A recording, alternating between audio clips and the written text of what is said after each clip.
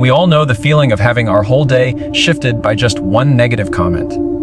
You wake up, start strong, maybe you get through your morning checklist. Maybe someone compliments your work, maybe you even feel proud of how you handled a situation. And then suddenly, one remark, one careless line, one sentence sticks to you like glue. It could be someone questioning your abilities, criticizing your looks, dismissing your ideas, or saying something that feels so small to them. But it digs deep into you. And no matter how much positivity surrounded you before, everything starts to fade. The 10 good things that happened get drowned out by the one bad thing. The compliments are erased by a single insult.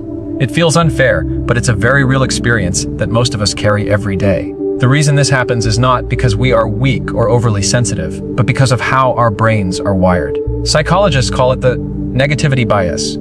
Our minds are designed to notice, highlight, and cling to the negative far more than the positive. It's an old survival mechanism. Thousands of years ago, when our ancestors were walking through forests and open fields, one wrong move could mean life or death. One sound in the bushes, one potential danger, one small mistake mattered more than 10 safe moments. The brain adapted to prioritize threats over comfort, negatives over positives. That wiring is still inside of us today. So when someone says something critical, even if it's small, it triggers the same survival instinct. It feels like danger, like something we have to pay attention to. The problem is, in the modern world, one person's comment isn't going to kill us. It isn't a predator hiding in the dark. But the brain still treats it like it is. That's why you can get 50 people telling you, "You're doing great," and one person saying, "That wasn't good enough," and your whole mood spirals. You'll replay the words, dissect the tone, and even imagine what they must have meant. The negative doesn't just come and go, it digs in, because your brain is trying to protect you from a threat that doesn't actually exist. But here's the danger. When you allow that one negative comment to dominate your mind, you hand over your peace to someone else. You give them power they never earned. Think about it. That person said a few words, maybe without much thought, maybe without knowing your full story, maybe even out of their own hurt. But you take those words and you carry them like a heavy stone all day. You let them shape your emotions, shift your confidence, and sometimes even alter your decisions. That's how powerful one unchecked negative comment can be. It can wreck your entire day if you let it. The first step to breaking free from this trap is simply becoming aware of what's happening. When you catch yourself replaying a negative comment over and over, stop and remind yourself, my brain is wired to cling to this. That doesn't make it true. That doesn't make it final. It just means my mind is trying to protect me. That pause gives you power because it shifts you from being controlled by the comment to observing it. You step out of reaction and into awareness. And then you ask yourself, does this comment actually define me? More often than not, it doesn't. It's just one person's perspective, one fleeting opinion, one angle that doesn't see the whole picture. Yet, when we let it linger, we treat it like the truth. We treat it like proof. But opinions aren't proof, and words don't equal worth. The only way a negative comment becomes truth is if you decide to believe it and repeat it to yourself. This is why one comment can outweigh 10 compliments. It's not just that the brain remembers it, it's that we give it permission to grow roots. We water it with attention. Replay it with imagination, and soon it feels bigger than it ever was. If you want to stop letting one negative comment wreck your whole day, you have to stop feeding it your focus. Because whatever you feed grows. If you feed negativity with replay, it grows louder. If you feed positivity with gratitude and remembrance, it grows stronger. So the next time you hear something that stings, instead of asking, why did they say that about me? Ask, why am I letting their words live inside me? You can't stop people from talking, but you can stop their voices from echoing endlessly in your head. That's where your power is, not in controlling the comment, but in controlling what you do with it. Remember this, the comment itself lasts only seconds. It's the replay in your mind that lasts hours. It's not what they said that ruins your day, it's the way you rehearse it. And the moment you stop rehearsing it, the moment you decide not to carry it, is the moment you reclaim your day. Because here's the truth. You are not fragile just because words affect you. You are human, and being human means you will feel it, you will notice it, and you will sometimes hurt from it. But being strong means you don't let that pain control you. You learn to notice it, release it, and move forward. Strength is not the absence of hurt, it's the choice not to let hurt become your story. So when one negative comment shows up, don't hand it the keys to your entire day. Let it pass. Anchor yourself in the compliments, in the wins, in the things you know are true about yourself. Because life is too short to let someone's passing remark steal hours of your joy. One of the biggest reasons a negative comment sticks with us is because we confuse someone's opinion with our identity. When a person criticizes us, whether it's about how we look, how we work, or how we live, we often take it as a personal definition instead of what it really is, just one perspective. And when you start confusing an outside opinion with your inner worth, you set yourself up to feel crushed by things that should never hold that much weight in the first place. Think about this: if someone walked up to you and said, "The sky is green," you wouldn't suddenly panic or question yourself. You wouldn't run outside to double check if maybe they were right. You'd know they were wrong, and you'd move on without a second thought. Why? Because you're secure in the truth that the sky is blue. Their opinion doesn't rattle you because you're confident in reality. Now imagine if you carried that same level of confidence into how you see yourself. If someone said, "You're not good enough," or "You'll never succeed," you could respond internally the same way you respond about the sky. You'd know it doesn't match the truth, so it wouldn't shake you. But the reason most of us don't react that way is because deep down, we're still unsure. We don't always have that unshakable inner truth about ourselves, so when someone throws an opinion at us, it sticks. We think, what if they're right? What if this comment actually reveals something broken in me? And instead of separating their words from our worth, we weld the two together. We make their opinion our identity. This is dangerous because people's opinions are constantly shifting. Today they might praise you, tomorrow they might criticize you, and the next day they might forget about you altogether. If your sense of self rides on that roller coaster, you'll never feel steady. You'll always be at the mercy of whoever talks the loudest that day. And no one deserves to live like that, pulled back and forth by every passing remark. So what's the answer? You have to ground yourself in something deeper than opinions. You have to know who you are before the world tries to tell you otherwise. When you know your values, your strengths, and your direction, other people's voices don't carry the same power. They might sting for a moment, but they don't penetrate because they don't align with what you know to be true. Here's the thing: people's words often say more about them than they do about you. A person who criticizes your ambition may be someone who feels stuck in their own life. Someone who mocks your appearance may be wrestling with their own insecurities. Someone who downplays your success may be struggling with jealousy. Their opinion is not a reflection of your identity. It's a reflection of their perspective. And perspective is shaped by their wounds, their experiences, and their struggles, not by your truth. If you let every perspective become your identity, you'll never live authentically. You'll end up chasing approval, molding yourself to fit expectations, and losing sight of your own voice. And here's the painful irony: you could try to please everyone, and still, someone will find something negative to say. That means no matter how hard you try, you'll never escape criticism. So why tie your identity to something that is guaranteed to be inconsistent and unreliable? The most freeing realization you can have is that someone's opinion is not your responsibility to carry. You are not defined by their words. You are defined by how you respond to their words. If you accept them as truth, you shrink. If you see them as opinion, you stand tall. The choice is always yours. This doesn't mean ignoring every piece of feedback that comes your way. Constructive feedback can help us grow. And sometimes a person's words may hold a kernel of truth that we need to hear. But even then, you have to filter it through your sense of self. If it's useful, apply it. If it's toxic, discard it. Feedback is meant to shape your skills, not define your soul. One of the strongest shields you can build against negativity is self-awareness. When you know your strengths, you stop letting others convince you you're weak. When you know your values, you stop bending to please people who don't respect them. When you know your direction, you stop getting lost in criticism meant to distract you. That's why separating opinion from identity isn't just about ignoring hurtful words. It's about rooting yourself so deeply in truth that the storms of opinion can't uproot you. So the next time someone says something negative about you, pause and remind yourself, that's their opinion. It doesn't define me. Their comment can only become your reality if you let it move from the outside world into your inner belief system. Don't let every passing word enter your identity. Guard it. Protect it. Because once you learn to separate opinion from identity, you'll no longer hand over control of your mood, your confidence, or your day to someone who never earned that power. You are more than a comment. You are more than someone else's perspective. You are more than an opinion voiced in a careless moment. And when you start living with that truth, you stop letting one negative remark define your worth and start reclaiming your peace. One of the most powerful shifts you can make when dealing with negative comments is to realize that they often have very little to do with you and almost everything to do with the person who said them. Words are mirrors. They reflect what is going on inside the speaker far more than what is going on inside of you. If someone lashes out, criticizes, mocks, or belittles, it usually says more about their pain, their insecurity, or their frustration than it does about your truth. Think about it. A happy, secure, fulfilled person rarely goes around tearing others down. They don't feel the need to comment on your flaws or highlight your mistakes. Why? Because they're at peace with themselves. But a person carrying anger, insecurity, or jealousy often projects it outward. They use their words as weapons, not because you deserve it, but because they don't know what else to do with their own hurt. Their comment is a mirror reflecting their inner struggle, not a verdict on your worth. It's like this: if someone throws mud at you, you get dirty for a moment, but the mud came from their hands, not from yours. The dirt was already in their grasp before it landed on you.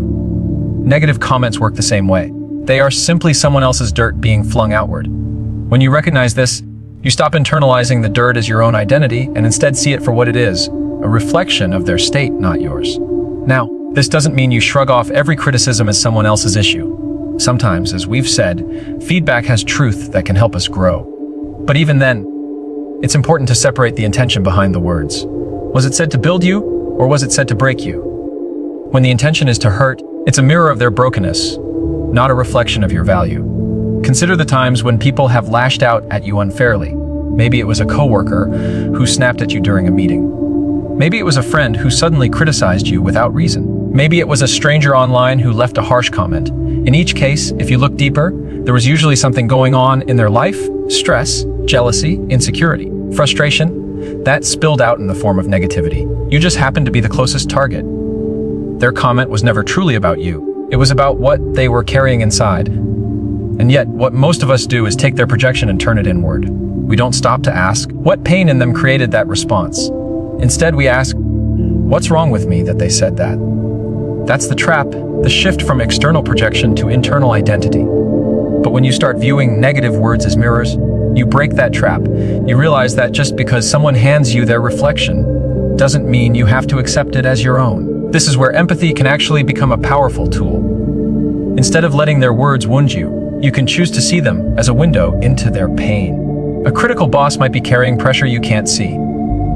A rude stranger might be drowning in their own struggles. A jealous friend might be fighting insecurities they've never spoken aloud. None of these excuses the behavior, but it does explain it. And when you understand that, it's easier to let the comment slide off of you instead of sink into you. Think of it like standing in front of an actual mirror. If the mirror shows a crack or distortion, you don't blame yourself for it. You recognize that the mirror itself is flawed. The reflection is distorted because of what's wrong with the glass, not because of what's wrong with you. The same principle applies here. When a person's words come from a place of brokenness, the reflection is distorted. It's not a true picture of you. It's a distorted picture of them spilling onto you. This perspective doesn't make the sting disappear instantly, but it does give you space. Space to pause before believing. Space to question the source instead of attacking yourself. And in that space, you regain power. You shift from being controlled by their words to understanding their words. And that shift can change everything. The truth is, hurt people often hurt people. People who feel small often try to make others feel small too. People who don't feel good about themselves sometimes criticize those who do. But if you take their hurt and make it your identity, you double the damage. They suffer. And then you suffer because of them. If instead you see it as their mirror, you stop the cycle. You let their reflection stay with them instead of carrying it with you. The next time someone throws negativity your way, try asking yourself, what does this reveal about them, not me? That simple question takes the spotlight off your worth and places it back where it belongs. On the speaker's perspective, suddenly, you're not the one on trial. You're the one observing the trial that's happening inside them. You can't stop people from projecting their pain. You can't control the words they choose. But you can control whether you take their reflection and wear it as your own. You don't have to. You don't need to. And when you stop doing that, you'll discover something freeing. Negative comments lose their grip. They stop wrecking your day because you no longer see them as truth. You see them as what they really are, mirrors of someone else's struggle. When a negative comment lands, the real danger is not in the words themselves, but in the story you begin to tell yourself after hearing them. Someone says, "You're not good at this," and suddenly your mind doesn't just hear those 5 words, it starts weaving a whole narrative. Maybe I'm not good enough. Maybe I'll fail. Maybe I shouldn't even try. One passing remark becomes the seed of a storyline that colors your entire perspective.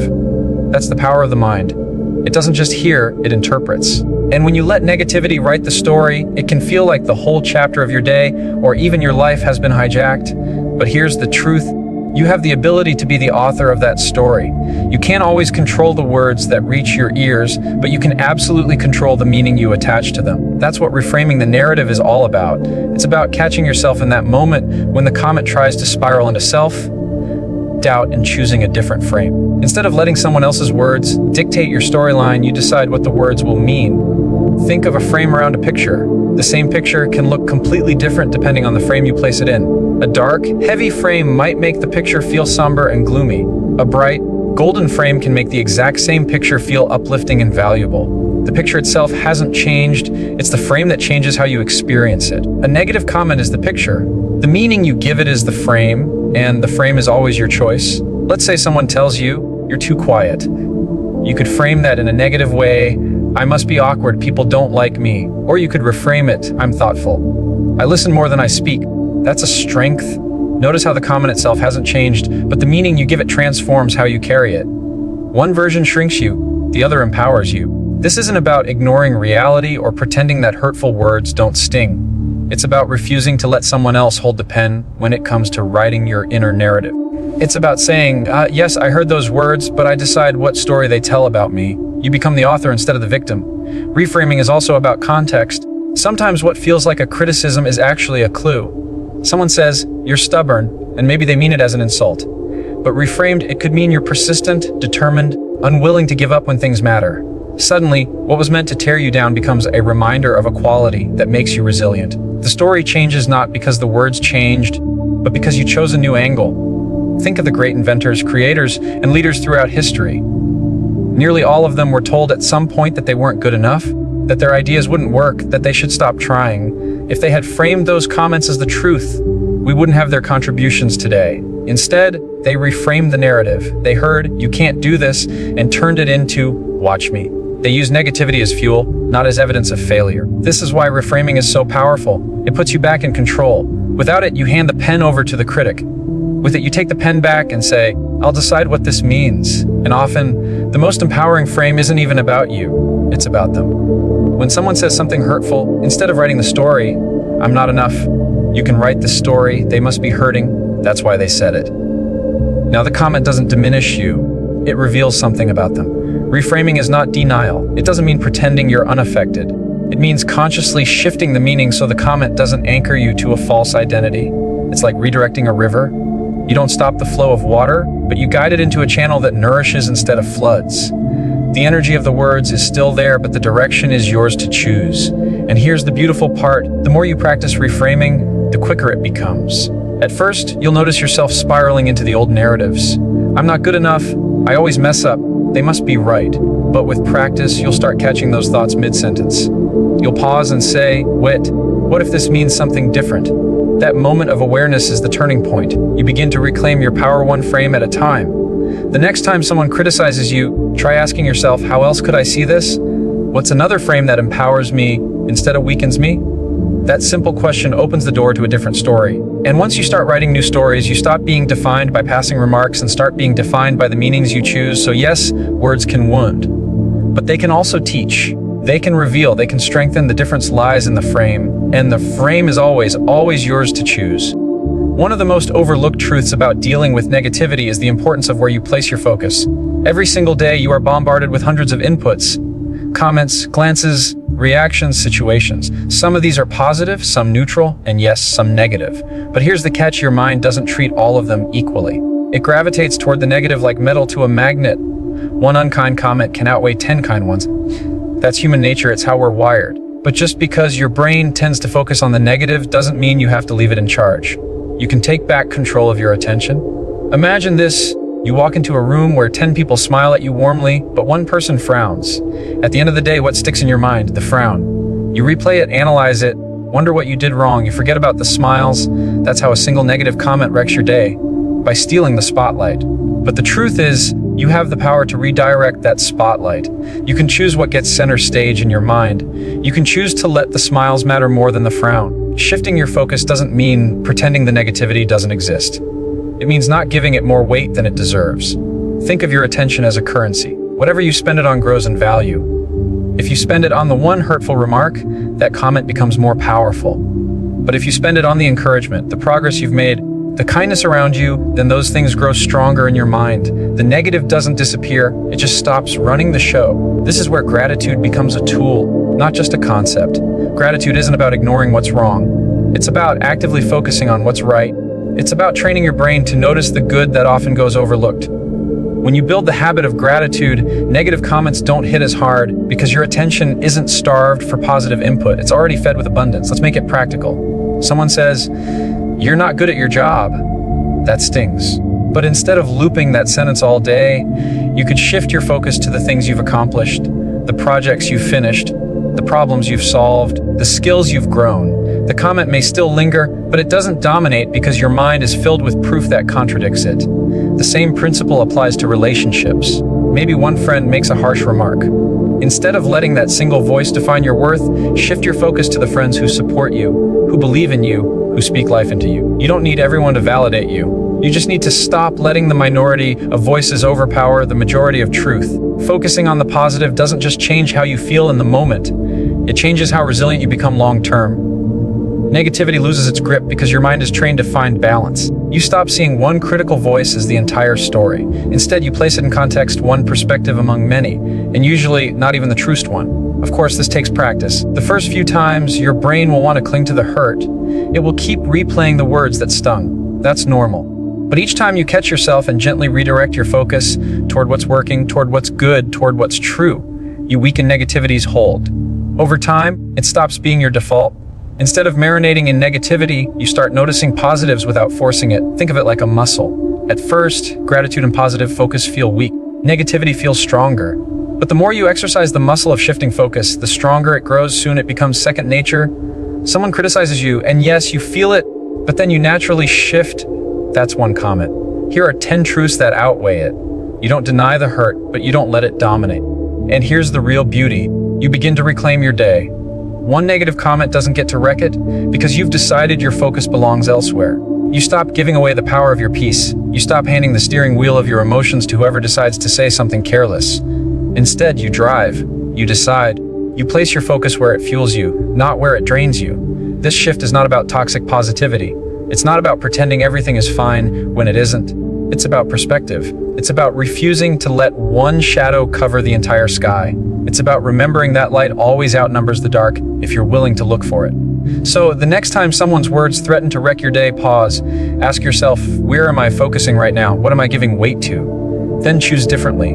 Choose to focus on the encouragement, the progress, the good, because what you focus on expands. And when you focus on the right things, you'll find that negativity shrinks, loses its grip, and no longer dictates the story of your day. At the end of the day, one of the most powerful truths you can hold on to is that your value is not determined by someone else's opinion. This may sound simple, but it's a lesson many of us struggle to embrace because from the time we're young, we're conditioned to look outward for validation. A teacher's praise makes us feel smart. A parent's approval makes us feel worthy. A friend's compliment makes us feel seen. And when those things don't come, or worse, when they're replaced by criticism, it shakes us. We begin to wonder if we really are enough. But here's the reality: your worth was never meant to be outsourced. It doesn't belong in someone else's mouth. It doesn't live in their comment section. It doesn't rise and fall with their moods, their judgments, or their approval. Your value is built in. It's part of who you are. And no negative comment, no careless remark, no fleeting opinion can add to it or take away from it. Think about it this way: if someone points at a diamond and says, "That's just a rock," does their statement change the diamond's worth? Of course not. The diamond remains precious, regardless of whether the observer recognizes it or not. The same is true for you. Someone may fail to see your value, they may even dismiss it outright, but their lack of recognition doesn't make you any less valuable. It only reveals their inability to see clearly. The danger comes when we start believing that worth is up for debate, that one person's negative words can strip it away. But the truth is, those words only have power if you give them authority, if you take them in and let them redefine you. Without your agreement, their words are just noise. They only echo if you open the door of your mind and let them in. This doesn't mean you'll never feel hurt by what people say. You're human, and words cut. But feeling hurt doesn't have to turn into questioning your worth.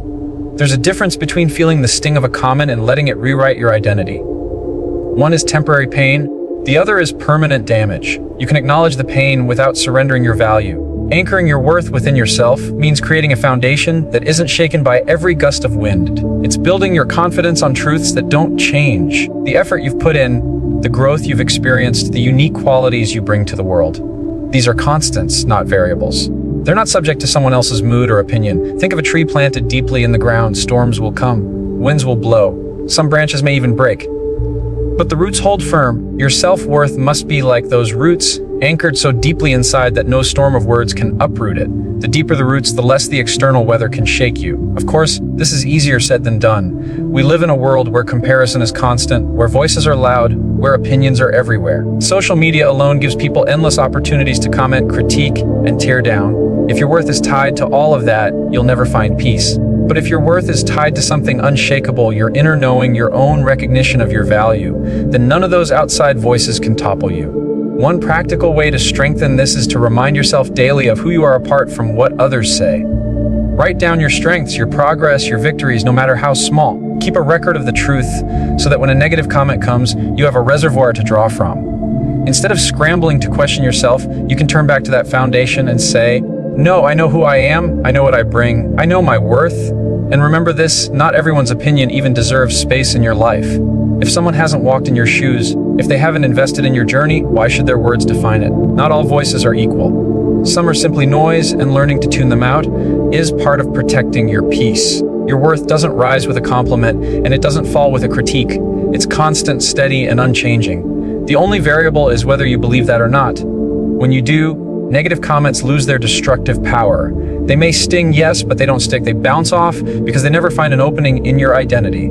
So, the next time someone's words come at you with the force of an arrow, pause and remind yourself, this doesn't define me. My worth is not on trial. Their words are their opinion, not my truth. That single reminder can be the shield that protects your peace. Because at the end of the day, your value is not given by people, so it cannot be taken by people. It is yours, and it always will be. We've walked through how a single negative comment can sneak into your mind, plant roots, and try to wreck your whole day. We've talked about awareness, about separating truth from projection, about reframing the story, shifting your focus, and most importantly, anchoring your worth in something deeper than opinions. And here's what I want you to carry with you. You are far more powerful than a passing remark. Words may sting for a moment, but they don't get to define your life unless you hand them that power. Every time someone criticizes you, you face a choice. You can let their words echo, or you can silence them by standing firm in your own truth. You can let their judgment become your identity, or you can see it for what it is, a reflection of their state, not yours. You can spiral into the narrative they tried to write for you, or you can take back the pen and write your own. Your day, your peace, your joy. They're too valuable to surrender to the careless words of someone else. You deserve better than that. So the next time negativity shows up, pause, breathe, and remind yourself, this is just a comment. It is not my truth. It does not define me. When you learn to do that consistently, you'll find that negative words lose their grip. They stop wrecking your day because you stop giving them permission to, and in that freedom, you'll discover something powerful. Your sense of worth is steady, your peace is strong, and your life is no longer dictated by the noise of others, but by the strength you've built within yourself. So don't let one comment undo all your progress. Don't let one voice drown out the many truths about who you are. Protect your peace, guard your worth, and keep moving forward, because you are more than enough, no matter what anyone else says.